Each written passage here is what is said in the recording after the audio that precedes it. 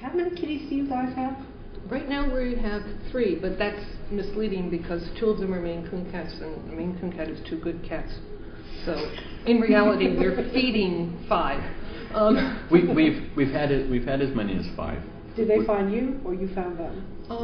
This batch, Scrabble found Steve. Yeah. Scrabble was outplaced from the local SPCA to work in a store, a pet store actually, and she was running the joint. And Steve went in to buy cat food, and she walked up to him, and Steve said what everybody says when they see Scrabble: "You're so cute." And she's a little calico cat, a brown cat. She's now the office manager.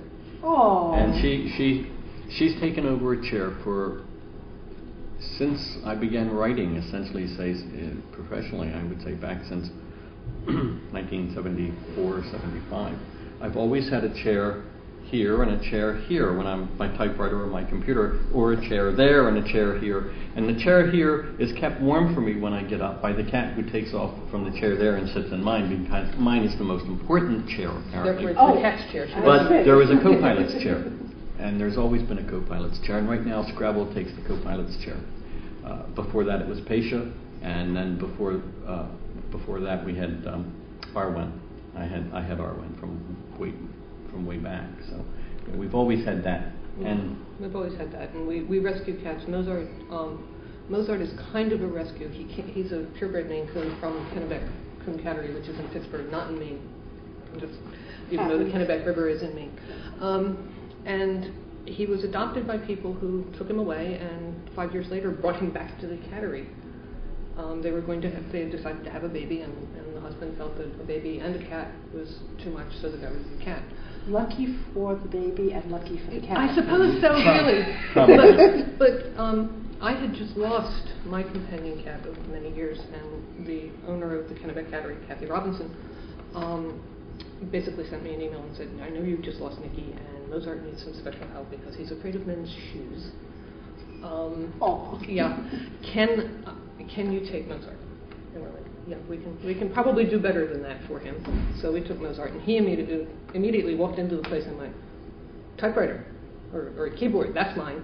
I'm like, "No, it's not yours." And having an 11-pound cat at that point laying on your lap trying to take over the keys.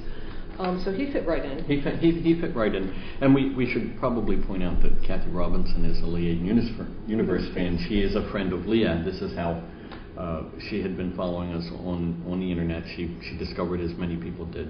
She's also a librarian. And it's one of the interesting things for us is that the community of science fiction has brought us cats and brought us together. Kathy found out that we were going to be at the Nebulas in Pittsburgh, and said, "Gee, there's going to be a big library meeting. Would you guys like to come talk?" And so at that point, we got to talk to a huge room full of librarians, which was just wonderful. And not only that, but the next day we got to visit her cattery and meet about 40 cats. Wow. Now, was this a step in the direction of your hobby, as in cat whisker collecting? Well, cat whisker collecting. Many people don't understand that cat whiskers fall out. I didn't understand that cat whiskers fell out. I was actually writing a story, and I was researching a spell, and the spell included one cat whisker freely given. Well, yes. And I went, "They must fall out. They must fall out." So I went looking around. At that point, we had Archie and Arwen and Brandy. Yeah. So we had 3 cats who were still living in Maryland. And I went looking around in all the places that they laid, and by golly, I found one. They did fall out. They did fall out. And now I have this, and it's a precious thing, obviously. So I think we first used an olive jar.